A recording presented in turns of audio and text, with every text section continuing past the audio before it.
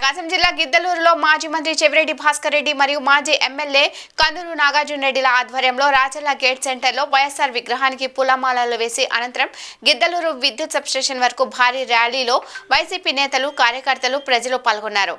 ఈ సందర్భంగా సబ్స్టేషన్లో ఏఈ నారాయణకి వినతిపత్రం అందించి విలేకరుల సమావేశం నిర్వహించారు। పెంచిన విద్యుత్ ఛార్జీలు రద్దు చేయాలని మాట తప్పిన కూటమి ప్రభుత్వం అనే నినాదాలు చేశారు।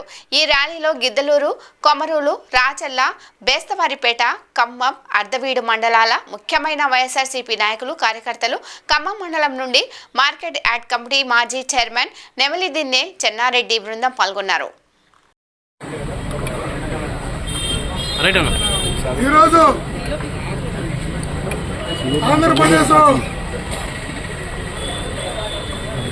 మాట తప్పినటువంటి పరిపాలన కొనసాగుతోంది।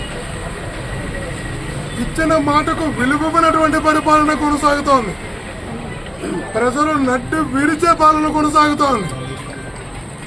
ఈ వర్గం ఆ వర్గం అని తేడా లేకుండా అన్ని వర్గాలకు అన్ని కులాలకు నడ్డు విరిచేటటువంటి పాలన కొనసాగిస్తున్నారు। ఒక విషయంలో మెచ్చుకోవాలి, అన్ని కులాలను అన్ని వర్గాలను అన్ని ప్రాంతాలను సమానంగా బాధుడు చేస్తున్నారు। ఆడమటుకు సమన్యాయం పాటిస్తున్నారు। ప్రజలను ఇబ్బంది పెట్టడంలో, ప్రజలకు నట్టు విరవడంలో, ప్రజలకు ఇట్లాంటి బాధుడు లాంటి కార్యక్రమాలు చేయడంలో సమానంగా చూస్తున్నారు। ఏ క్యాస్ట్ కూడా తక్కువ చూడటం లేదు, ఏ క్యాస్ట్ ఎక్కువ చూడటం లేదు, ఏ ప్రాంతాన్ని తక్కువ చూడటం లేదు। అన్ని ప్రాంతాలను అన్ని క్యాస్టులను అందరినీ సమానంగా నడ్డిస్తున్నారు, అందరినీ బాధుతున్నారు।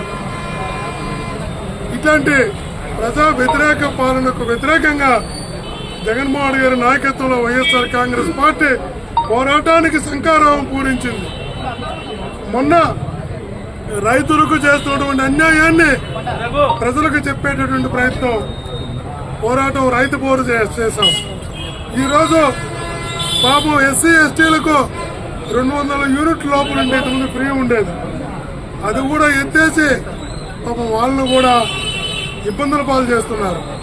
ఈరోజు విద్యుత్ పోరు చేస్తున్నాం, రేపు 3వ తేదీ విద్యార్థుల పక్షాన ఆ పార్టీ పోరు చేయబోతుంది। ఇకపై మా పార్టీ ప్రజా ఉద్యమ పార్టీగా ప్రజల కోసం పోరాటాల్లో నిమగ్నమై ప్రజలకు న్యాయం చేసేంత వరకు పోరాటం కొనసాగిస్తుంది। ఈరోజు ఈ విద్యుత్ ఛార్జీలు కేవలం 6 నెలల్లోనే 15,000 కోట్ల రూపాయలు ప్రజలపైన భారం మోపారు। ఇక్కడ ఆపుతారంటే ఆపే ఉద్దేశంలో లేరు, నెల పెంచుకుంటూ పోతారంట। అంటే చివరికి ప్రజలు కరెంటు వాడాలంటే భయపడే పరిస్థితికి ప్రజలు తీసుకొస్తున్నారు। ఇలాంటి పాలనకు వ్యతిరేకంగా వైఎస్ఆర్ కాంగ్రెస్ పార్టీ గట్టిగా ప్రజా ఉద్యమం ప్రజల పక్షాన నిలబడి పోరాటం చేస్తుంది అని మీ ద్వారా తెలియజేసుకుంటున్నాను।